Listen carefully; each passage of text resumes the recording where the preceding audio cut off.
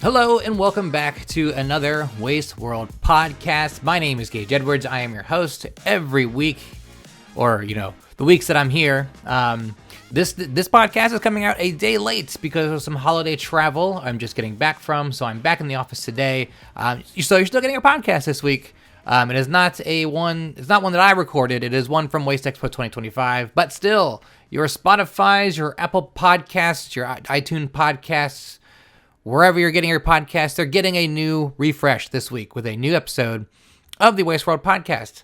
In this episode, we're sharing a featured conference session from WasteExpo. Like I said, the session is titled AI-Powered Waste Solutions, A New Era in Efficiency and Safety. As artificial intelligence continues to reshape the industries across the world, everyone's getting impacted by AI, it seems like. Waste and recycling, our sector, is quickly emerging as one of the most practical and impactful proving grounds for AI-driven technology. I'm hearing about it every day. Nearly every hour, I'm getting an email about some new AI tech that's paving the way in the industry, and they're very cool conversations. I'm glad to be having them. I'm glad to see the innovation in the industry. So this panel from WasteExpo brought together industry leaders who are working at the intersection of fleet operations, safety systems, sensor technologies, robotics, material sorting, all over the place. And they all have a shared goal. That is using AI to make waste operations safer, smarter, and more efficient. Throughout the session, the panelists dug into real-world applications of AI, from driver assistance to automated braking systems, to computer vision, data-backed safety programs, consumer-facing tools, and more ways that improve recycling outcomes. So, what you're going to learn here is insights into AI being developed today, what's coming next, how organizations can begin or refine their approach to implementation without losing sight of the people who keep operations running. We want our employees to work with AI, not have them see AI as a way to replace them. So this conversation will explore that and future-proofing operations, managing data responsibility, and striking the right balance between automation efficiency and human oversight. So let's check out that session now.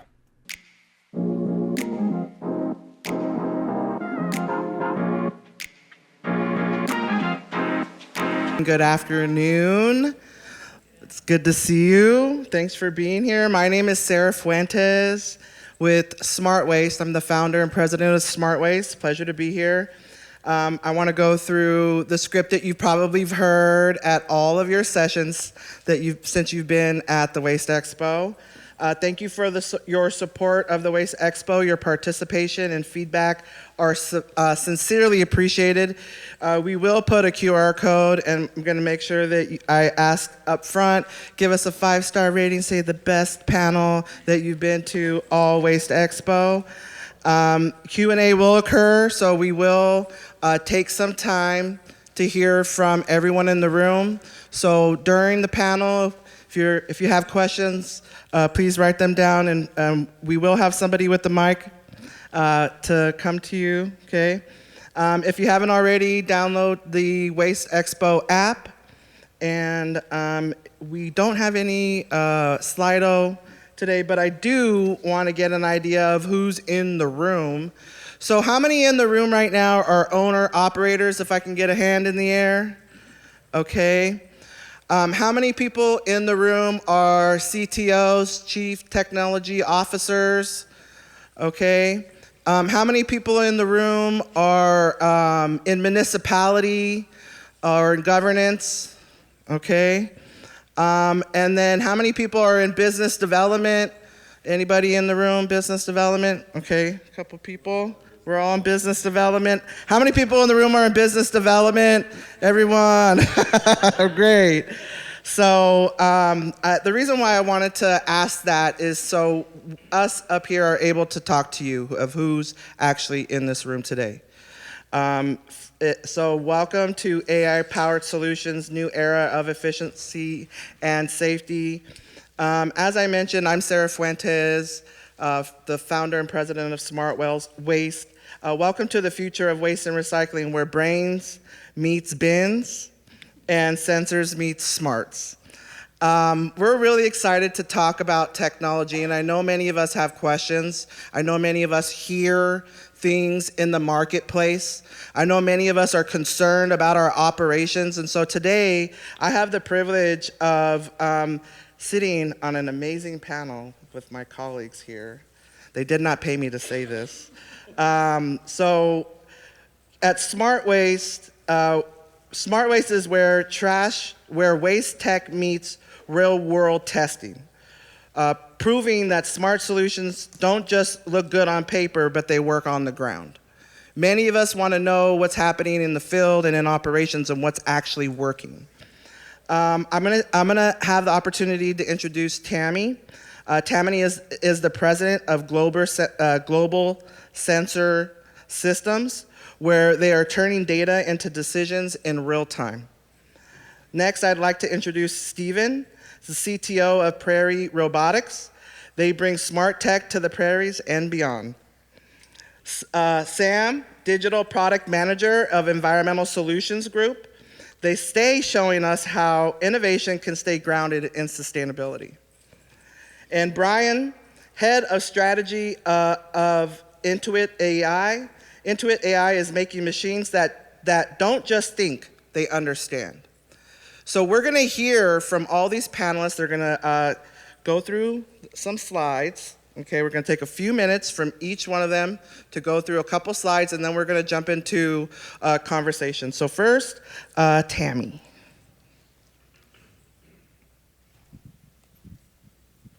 Am I on? Yes, you're on.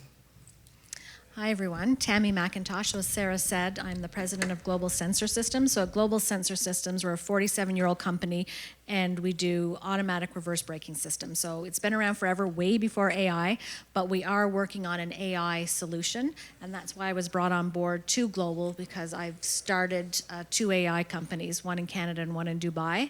So I don't believe there's any true experts in AI anymore, because it's growing so quickly, but I have a little bit of knowledge of AI. And I don't need to click. That's all I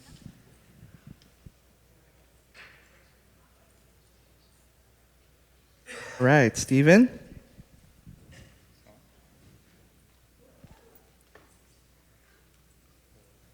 Thank you. Okay, awesome. Hi, everyone. My name is Stevan Mikha. I'm the CTO and co-founder of Prairie Robotics. I've got just a generic slide on how we see AI, especially with this panel. And the big thing here is what we want to highlight is you've got to have a good foundational model. So capturing data at the sensor level on the trucks, that's what we do today. We've got cameras on the trucks. That's our foundation, and that's where we start with a customer need, and then we go up from there. I don't think anyone's at the top of the pyramid today. Anything that's autonomous in nature without any human input. And so that's an exciting thing for the next few years that we'll see. And then on the next slide, I just want to show you folks, and just click through, those little dots are just where we've seen propane tanks across North America today with our automated system on trucks. On ASLs or FEL or front-end loads, it doesn't matter. These are things that we see that are a safety problem, not just for the drivers, but what ends up at the collection facilities. Yeah, so I just wanted to share that. Excited to chat with you all. Thank you. All right, Sam. Hi. I'm Sam Podgorny, so I am a digital product manager at Environmental Solutions Group. I'm going to talk about a couple of products that we're coming out with right now. And our philosophy when it comes to technology on the trucks is, especially around safety, what can we put out there right now? And then what's next? So we have our solution, how can we build on it? That next period is, what does the next year, year and a half look like? And then what's later? So what's 2 to 3 years? So we're continuing to put products out and then develop them. I think AI is a big part of that. So this first one is a 360 camera system. So this is a bird's eye view of what's around the truck for the driver monitor. A little bit later this summer, we're going to be adding object detection to this. So how can we continue to decrease blind spots, let the drivers know what's around them in a way that's less distracting? There's a fine balance of adding safety without too many bells and whistles and noises that are distracting. So that's something that we think about every day. Another thing that we're really excited about, partnering with Tamey on reverse automatic braking, adding that data component to it. So not only if you're standing behind the truck and the brakes go off, which my team made me do, but also capturing the media and the event information so we know why it went off, how often it's going off. The driver can do a manual override. How often is that happening? Because every time they're hitting that button, their hands aren't on the wheel, probably not super safe. So again, partnering, collecting data, using that data to create our next and our later. I think there's one more slide. So this is just how it goes up to the cloud so you can do driver coaching on those events and things like that. So thanks for coming. Thank you, Sam. All right, Brian, you're up. Awesome, Sarah. Thanks for having us. Brian, I'm head of strategy at Intuitive AI. What we're known for probably in market, if you've flown into either JFK, LaGuardia, SeaTac, Boston Logan, is Oscar. It's an AI recycling assistant that increases recycling rates. So essentially you walk up, you have an item, that item is scanned, and it'll tell you what bin it needs to go into. So cleaner streams, better operations. Trying to go to the next slide. We are in 20 different countries, 5 different continents, but we support a lot of different property types. So airports, universities, stadiums. From a municipal perspective, one exciting thing that happened recently, we launched a citywide deployment, or we're launching a citywide deployment in the city of San Francisco to increase recycling rates and consumer education on how to improve from a material perspective. One of the things that we did is we made it fun. So in this image, you could see an individual who put an item in a bin, and our device actually told them that it was the wrong behavior. So that individual took it out and sorted their waste, right? That never happens. And we gamified the experience. We offered rewards. So we found that people will actually stay at a bin, play games, and we partner with a lot of brands to reward consumers for doing the right behavior at the bin. So been a pretty exciting journey so far. Thank you. So you can see here that we have a pretty diverse panel. So I'm going to jump right into it. I have a quick question for the audience. How many in the room are AI experts? Raise your hand. So we got a few in the room, okay? So with that being said, there's a few in the room, and it's going to be ever changing, okay? AI is constantly changing, constantly evolving. And so, Tammy, can you define AI for the rest of the non-AI experts in the room?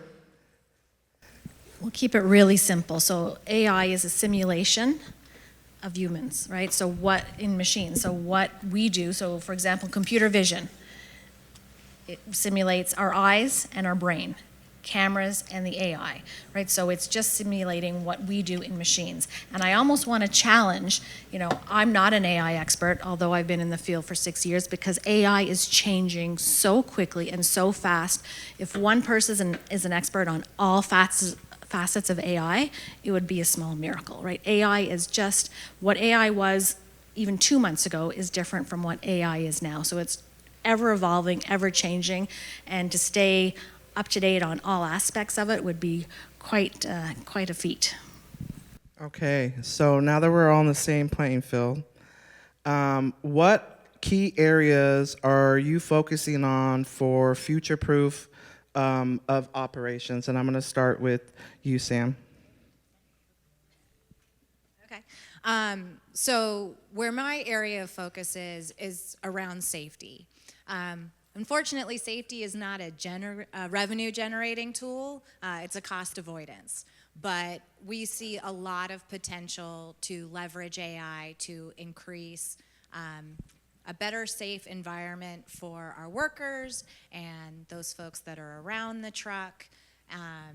And so that's really where we've been focusing right now. And similar to what I was saying about, now, next, later, The way we work at Environmental Solutions is we have a human review team. So we, similar to Steven, we've got cameras and sensors on the truck, and we use humans to review, and then we start pairing it with AI and compare the two to make sure that we're getting the same results. And as soon as we're happy with those percentages, we can start to pull the humans away and then scale up to the next solution.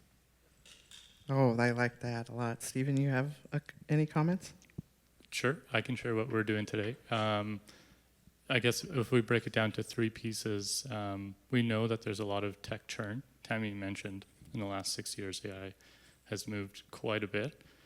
So for us, we deploy ruggedized hardware, but we know that's going to change in 3 years when you get new trucks, whatever that looks like. So we're building a data backbone that it doesn't matter what piece of hardware we're plugging in on the trucks. And then the third piece on top of that is automated model deployment. So we get data in. We don't need to worry about this fleet or that fleet. We'll just retrain automatically on the first of every month and deploy that out. So that's how we think about it at Prairie Robotics. I think that's where things are going to move because the amount of scale that's required is just a little bit hard for humans to handle. Tammy, what are your priorities?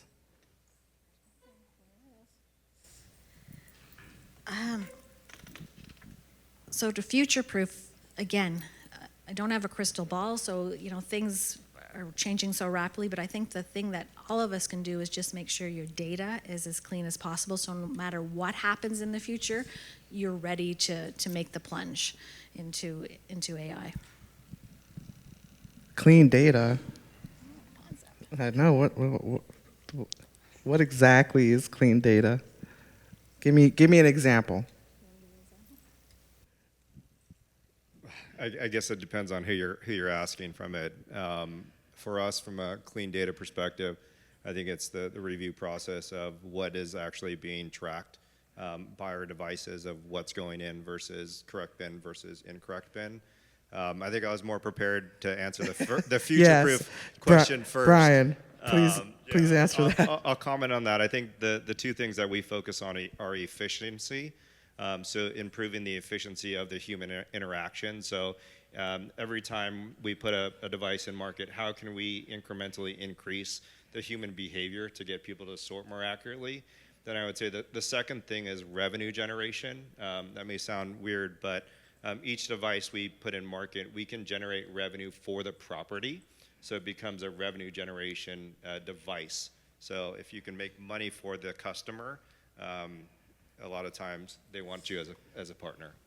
So we have some pretty cool priorities, which safety, revenue generation. To me, these sound like pretty things that we want to see in our operations. Where do your operational needs and market shifts meet? Because we understand that the market's changing with technology. We also understand that we come from an industry that has been operating kind of the same for quite some time, and we see the market shifting. So let me start with you, Tammy. You got to stay ready. So where do your operational needs and market shifts meet, and how are you responding to the market shifts? So for us in particular, again, we've been around for 47 years with our same infrared sensors for automatic reverse braking, and it's worked forever, but people are asking for more, right? They want more data. They want to know what's happening. Why is the truck stopping? Is it a person? Is it a wall? Is it a pole? So we're shifting our product focus. We'll keep what we have because it's worked for 47 years, but for those who want something more robust that can go down an alley without setting off the sensor because it sees the wall, it'll know that it's an alley mode, so it won't set off the sensor. So that's what we're doing because we have one solution, and we will have two soon, but that's to meet the demand of some of our customers, especially in bigger cities where there's a lot happening, so they want something that is a lot. Steven, how are you handling the market shift? Okay, let me think, or let me frame. We think of markets as like end markets for the contaminants coming into the trucks. And so end markets want purity, and the ops folks want uptime. So they want, you can't have a down day with a truck. So those are the two ways that we split it. And so when we're detecting contamination, we're hopefully helping the end markets and whoever's taking care of that. And with ruggedized hardware, we're hopefully helping the ops folks, making sure that they get their uptime on their trucks. So helping the end markets also helps making revenue? Exactly. Just making sure I tie those together. Sam? Well, we have a number of different brands under our umbrella. Third Eye is our digital wing. We have SoftPack, which is an ERP system. Heil, where we manufacture garbage trucks. Marathon Equipment that does compactors and balers. So from an operations and a markets perspective, we kind of dabble in a whole lot of them. So our focus is what we call connected collections. So you can put a Third Eye system on a Panelists truck, but when you put it on a Heil truck, it works just a little bit better. So we have all these different brands that kind of hit different points of our industry. How can we make sure that our brands individually are agnostic, but then, and I'm a Lego fan, so I don't apologize, but when you start to stack them together, they get even better. And so, especially from a digital perspective, how can we digitize a baler and a compactor to give better information faster? Same thing on a Heil truck. Like an ASL, that arm, reverse automatic braking is great if it's behind you, but those arms are going off to the side. So how can we think about a similar technology? How can we make sure the driver understands what's around the truck, what's an issue and what's not an issue? Because again, like I said earlier, safety is really important, but you don't want to drive the drivers insane trying to make them more safe, because that's going to have an opposite effect. So again, markets, they're all kind of different, but we want to make sure that we're building solutions that tie all of our brands together even better. Stacking, I like that. The other thing that it made me think about is personifying machines, that these machines will eventually be able to come and tell us, hey, we have this operationally wrong, and before I die, please fix this, right? Brian, what are your thoughts? Yeah, I think we live in a very dynamic, shifting environment in itself from a waste sorting perspective. There's 9,000 recycling rules across the United States, and each municipality we have to program our devices to follow those rules. Next door, there's a conference called NAMA where there's 5,000 vendors with different products that they're selling into convenience. So for us, it's really understanding what products are coming into market, what packaging is coming into market, and being able to dynamically update our devices instantly when we're seeing different types of material to be able to make sure that that material is sorted correctly. Now, in your experience, how has AI changed day-to-day operations? Brian? I think just for us, efficiency and efficiency gains, right? It is a model that is continually learning, right? So it's not something that you have AI and it's done. For us, I think it's always seeing the gains of the learning that it's taking place for us. So that's a day-to-day. It's just helping our business grow and helping our business be more efficient. So walking the showroom floor earlier before this panel, you get yourself in the technology area and you see a lot of things and you're like, what are all the safety things that are out there? How is AI currently being used to improve frontline worker safety? I know many of us in the room are curious about this. We have, many of us have teams that we manage and companies that we want to make sure that our employees are safe. Sam, you want to start? Yeah, sure. God, we all love a good acronym, right? So there's AI called DMS, so Driver Monitoring Systems. These are cameras that are looking at the driver and using AI to look for things like drowsiness or smoking or not wearing a seatbelt or on their cell phone. So those are internal facing cameras. Then there's ADAS, which I always get wrong, but is Advanced Driver Assistance Systems. Oh, the one time. Glad you guys could all be here for that. So those are external cameras. So those are the object detection, looking for people or bikes. Lane segmentation. So is the driver crossing over a solid line when they shouldn't? So those are some of the AI technologies that are out there. I have so much more technology on my car, which is good because I have 2 teenagers, I probably need it, than what's on a garbage truck, and yet that garbage truck is a lot more dangerous. So from a technology standpoint, we're trying to figure out, okay, what are people getting used to in their everyday cars that can translate over to a garbage truck? Unfortunately, as probably everybody in this room knows, garbage is super nuanced, and what should be easy is very difficult. I know because we manufacture garbage truck bodies, it's not building the same car over and over and over again.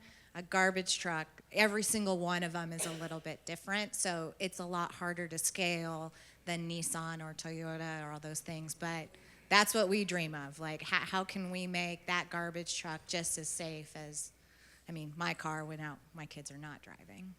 Do you see any big opportunities coming up for Impact next? What do you mean? So do you see any opportunities for improving safety with the frontline workers? Do you see any absolutely. potentialities there? So one of the things that I'm really excited about, I think I saw it on a Nissan. They have this thing called invisible hood, where the camera can kind of show what's underneath the front part of the truck. That's just an area that I hadn't thought of before, and so it's like, oh, how can we translate this, especially for front load, or if you've got a Corrado can, which is a residential front loader, things like that. So again, we're always sort of looking at what they're doing over on the passenger vehicle side, especially around safety, and then how do we need to tweak it to work better for our industry. Thank you. Brian, what's your playbook for getting new tech off the ground? I know that you said you're in strategy. Tell us a little strategy. Yeah, absolutely. I think when you are deploying any technology to market, you have to understand who maybe the buyers are or who maybe the funders are of technology. So for us, early on when we were going to market, we have about 15% of the Fortune 500 as customers that put them in their cafeterias, their lobbies, and they were paying quite a bit from a hardware and a software fee. We ultimately said, how can we have a much bigger impact? So putting them in the public places like the airports, the universities, the malls.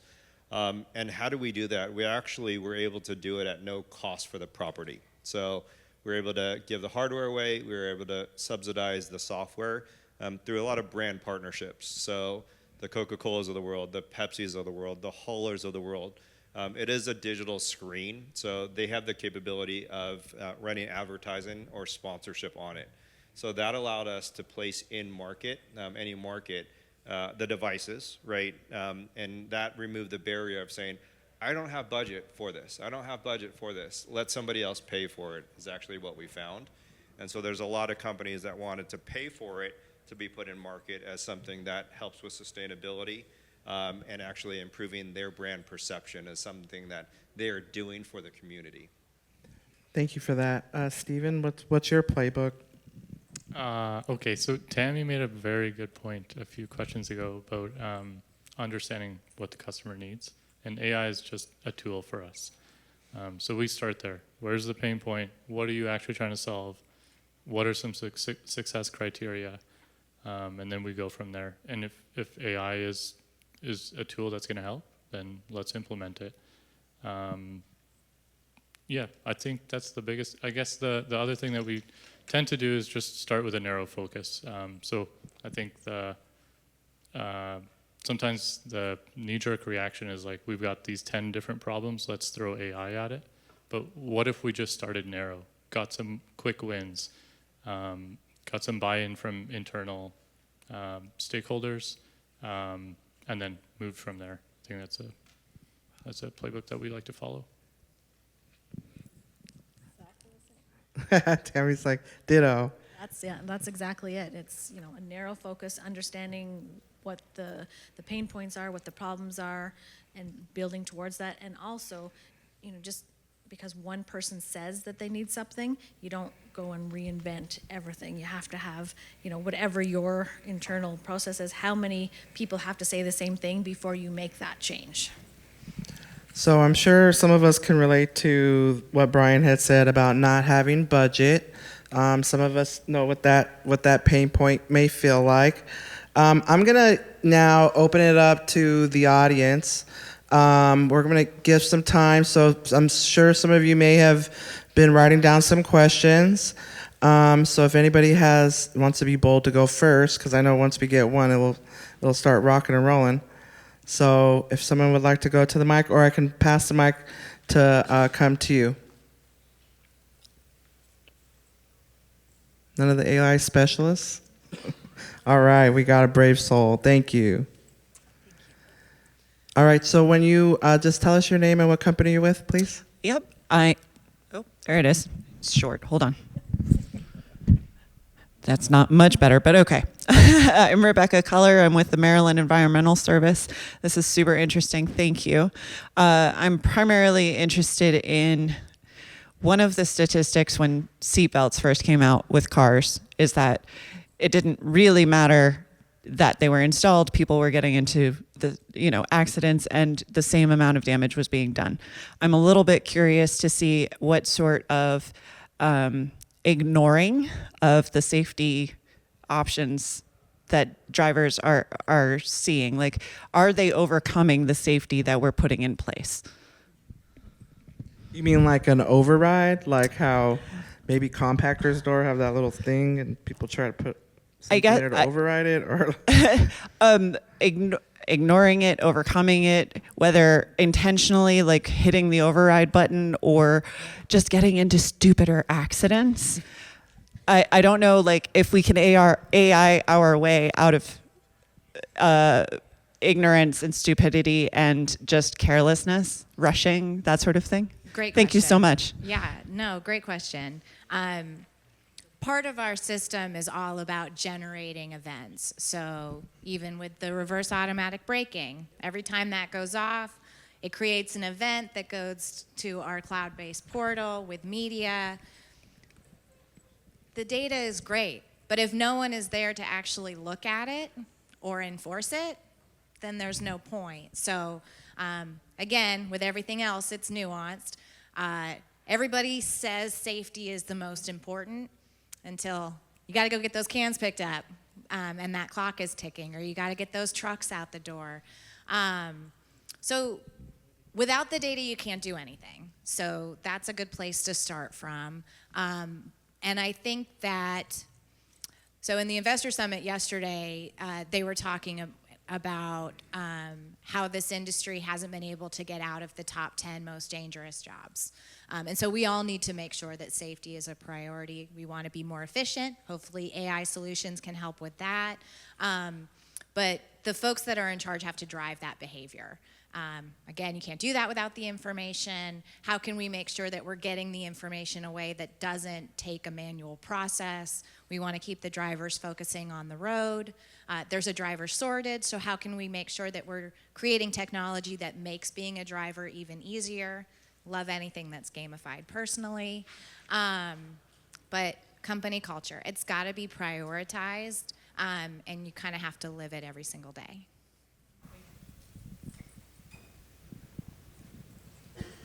And just to add on to that, and that's why this partnership with Third Eye is so important, because right now we have a solution. It's not AI. The current solution is not AI. It does save lives, but if it's annoying a driver, they're just going to unplug it, cut the wire, right, and then it's not being used. Now, some companies are very strict, so they do an inspection, so they'll know if it's working or if it's been tapped into. But this partnership is helping with that, because now we'll know what the driver does with the machine. So that is going to be a big help for everybody in terms of safety.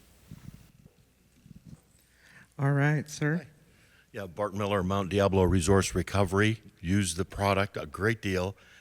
The 360 view, I was listening to your webinar recently will it pick up low overhead lines with a 13-foot 6 to 14-foot truck? We don't want to be hitting lines. Yeah, no. So 360, I can't say yes or no to that because that's something that we haven't quite tested. But those low lines are something that we're already thinking of. So if this solution doesn't cover it, let me get back to you in like 6 months. That's great. But it's something that we're looking at. It sort of depends on truck type. But when we have object detection a little bit later this summer, I'll be able to give some good data back and love Mount Diablo. That's great. And I just wanted to add the reverse, with backing the reverse automatic stop takes an image. That's a near miss report. That if you could generate that on a regular basis, put that in front of a group of drivers and talk about your trending, that's a perfect tool. So keep developing that. That's great. Thank you. Thank you.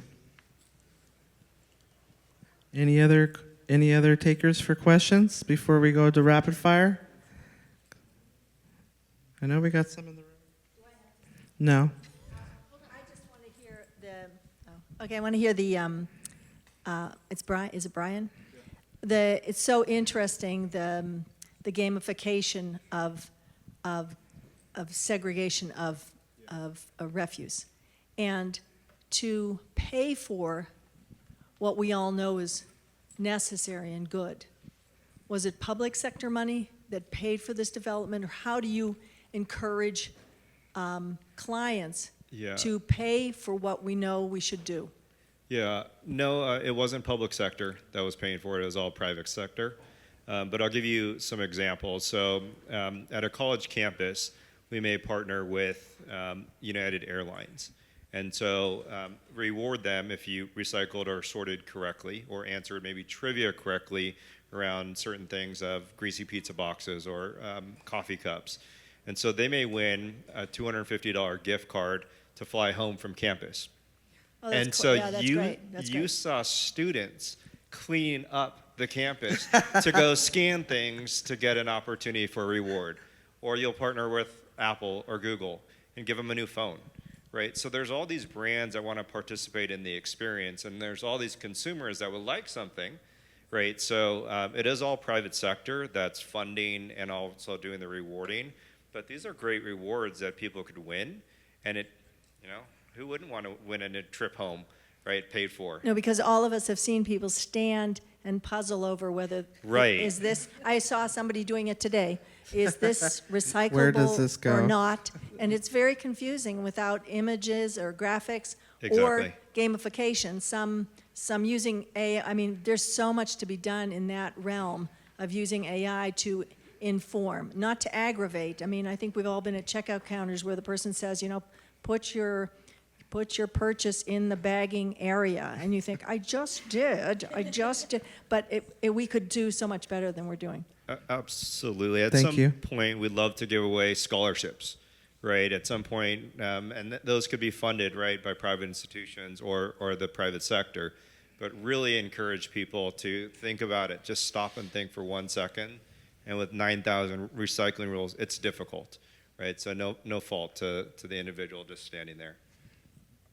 I stand there too. We have all done it, depending on where you're at. Any other questions before we get to the next part? Okay. Thank you. Okay, so we're going to do rapid fire questions. This is short, quick, on the top of your head answers. This is meant to be fun. Okay, so don't get scared because I promise you already got an A+ in my book. All right. So one word to describe AI in waste and recycling right now. Tammy, keep your mic on, please. Innovative. Inevitable. Scalable. Rewarding. All right. Efficiency or safety? Which will AI transform more in the next 5 years? Efficiency. Efficiency, safety, but efficiency comes on the backside there. Literally took it from me. But yeah, safety. I'll go with efficiency. What's one task you'd gladly hand off to AI today? Cleaning. Oh, yeah. I'll just talk from our business perspective. Deploying models automatically. Yeah, no, I was going to say childcare, but Yeah, personally, calendar management.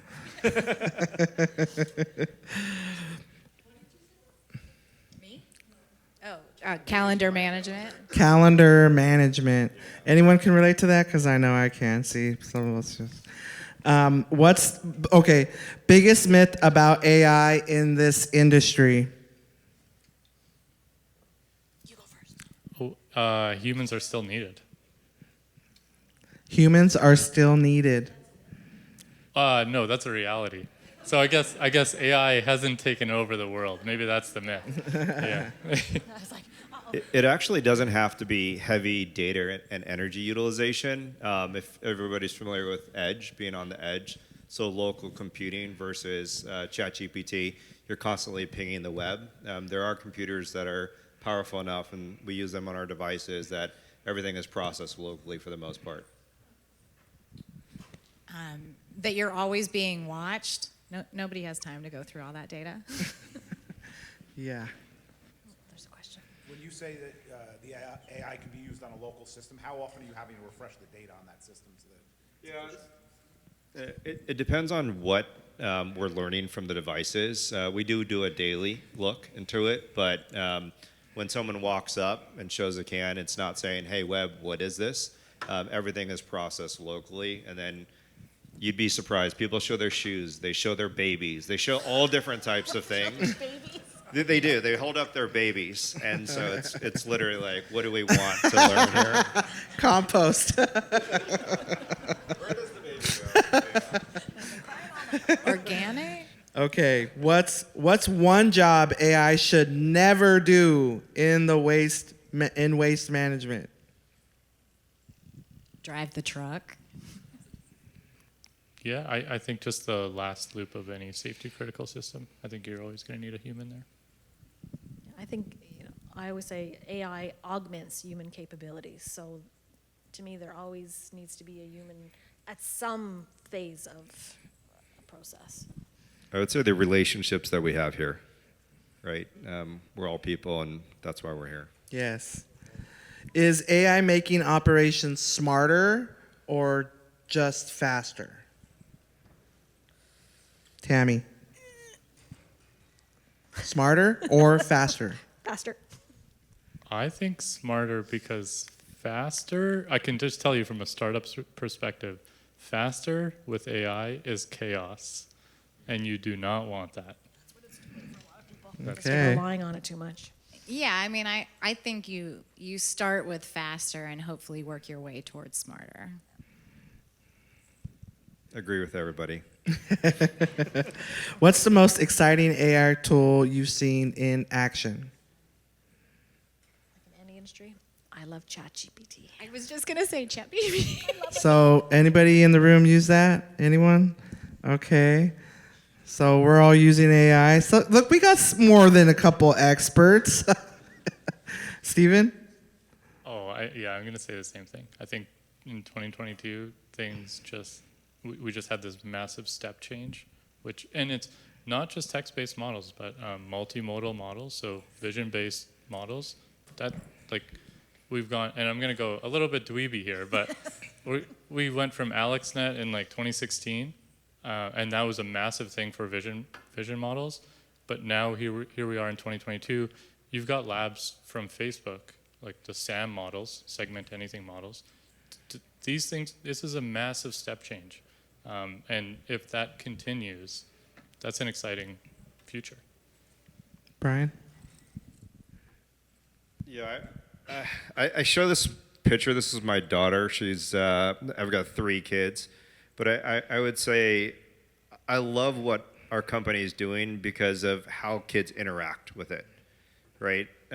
We said show their babies, but kids can't get enough of just trying to identify and learn. And they are the next generation that will replace us. And so how do you engage the next generation and the next generation to do something in our field. So I also have a 4-year-old and a 7-year-old. I'm happy that I missed the generation of sending your kids to coding school, because it seems like that's going to be a thing of the past. What if we're not sending them to coding school? What do we teach them about AI, and how do we do it? Well, we do want to talk about safety in utilizing AI. There are safety protocols that we should all practice. I don't know if anyone on the panel would like to address maybe one or two of the safety protocols. I think make sure that we all understand those safety protocols. I have some things that maybe I could share after to the group, but Tammy or Steven want to address that? Yeah, I mean, I think safety is absolutely safety and compliance. So a lot of what we track is what's going into a bin at a consumer level. So I think just being able to see things that shouldn't be going into bins and be able to notify the staff, right? It could be, I live in San Francisco, it could be needles, right? And these are the types of things from a operational perspective that are really important, that AI can track that information in real time. It's that fast to be able to see something and say, stop, we got to make sure that the staff and the operations team don't get injured by things like that. And even bringing it up a level, every company should have an AI policy, right? So, and that feeds into even your home use. You know, what does AI do, and how should your employees be interacting with AI? And I think it's great to encourage it, but you have to have some guardrails. I just want to comment on some of the cool AI tools. I'm a big fan of using AI tools for auditing purposes when I go out into the field and audit clients. Being able to streamline that report and send it directly to the client.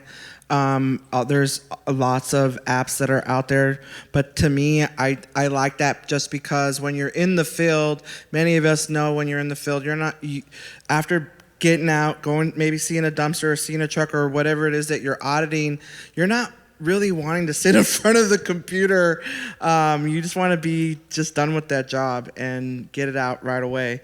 Okay, so automation, friend or foe to the workforce?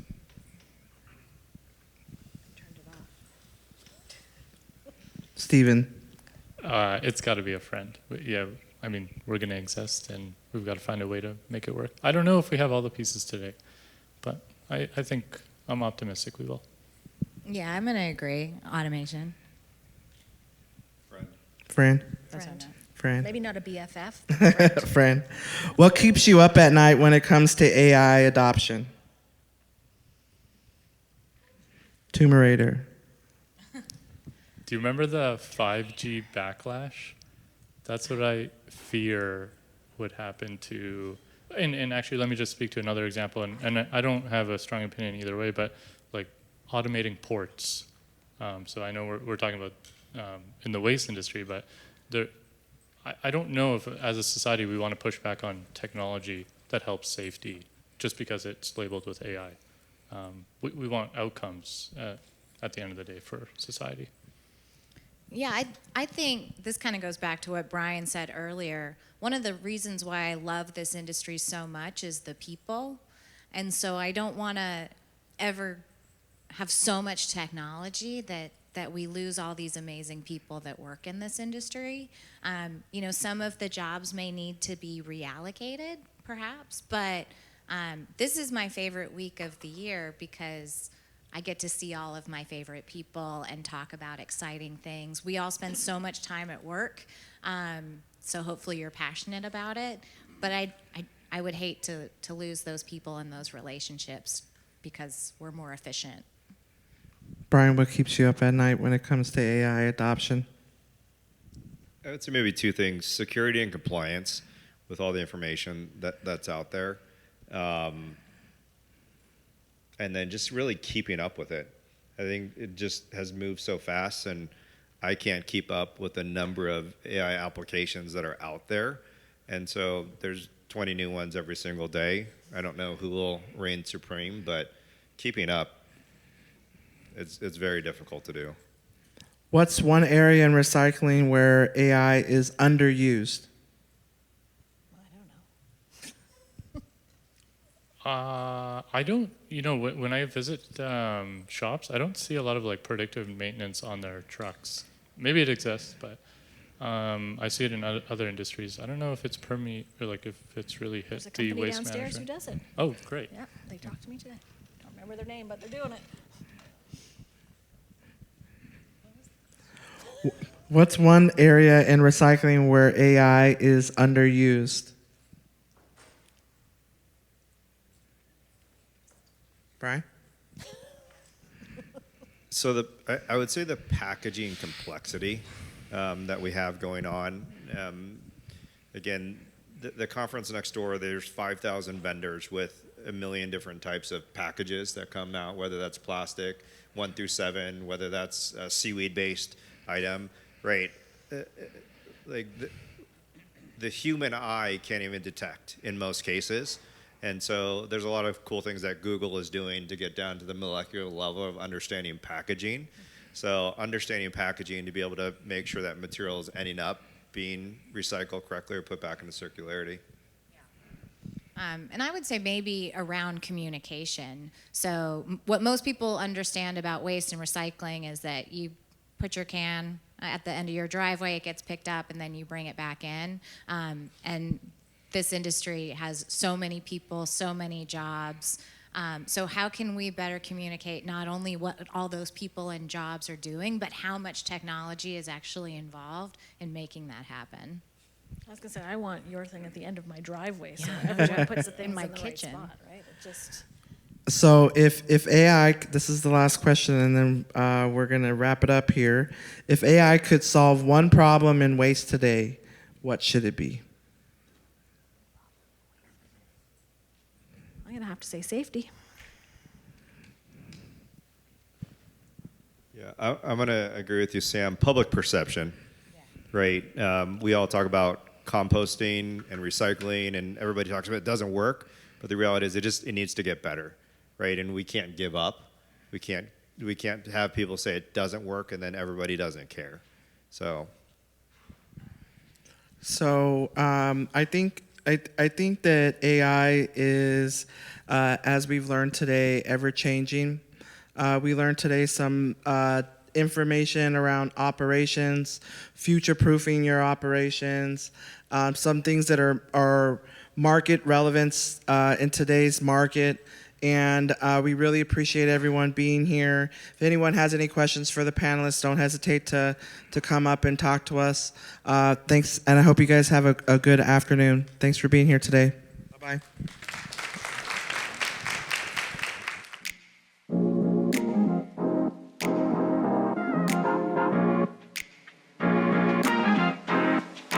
All right, that wraps up this episode of the Waste World podcast. This session, AI-powered waste solutions from WasteExpo 2025. I hope you found it thrilling and insightful. I hope you liked the discussion. Of course, throughout that, we learned and heard how artificial intelligence is already driving meaningful change across waste operations. So we're improving safety for our frontline workers. We're increasing efficiency across fleets and facilities. We're enhancing material quality, and we're helping organizations make better data-informed decisions. Let's not forget it. That's, at the end of the day, that's what we're all trying to do. We're trying to do that. We're not trying to take away jobs from people. We're not trying to replace people. We're trying to give teams better tools to do their jobs safely and efficiently. What I've always said is AI is here to do the dull, dirty, and dangerous jobs. And we, working alongside that, is going to be great. It's going to be huge. And the AI machines are going to need us for a long time so that they can efficiently do their job. So we're not going anywhere. Don't worry. And I'm not going anywhere. I know AI can probably do my job. They probably can't do this part where I ramble on. Well, actually, it probably can. So that's fearful, but I'll be okay. They can't replicate this charming personality. Hey, if you found this conversation valuable, insightful, please consider subscribing to the podcast, the Waste World podcast, or leaving a rating or review on Spotify, Apple iTunes, podcasts, anywhere podcasts are found, and share this episode with a colleague.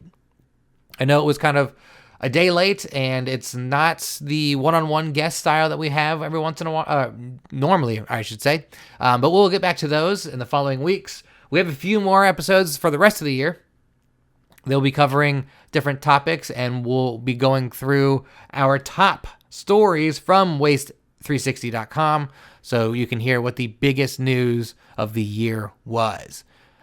Leave your guesses in the comments. Leave your guesses in a review. Maybe I'll read them on here if I get some good ones, or if I get any. So do that. Your support, as always, helps us bring these kinds of conversations and insights and on-the-ground coverage from WasteExpo back to you. So, again, make sure you're liking the podcast, reviewing it, leaving some good feedback, sharing it with a friend, subscribing or following wherever you can. And hey, I'm going to say thanks for listening. Thanks for being here, and we'll see you next episode. And remember, it's our world. Let's not waste it.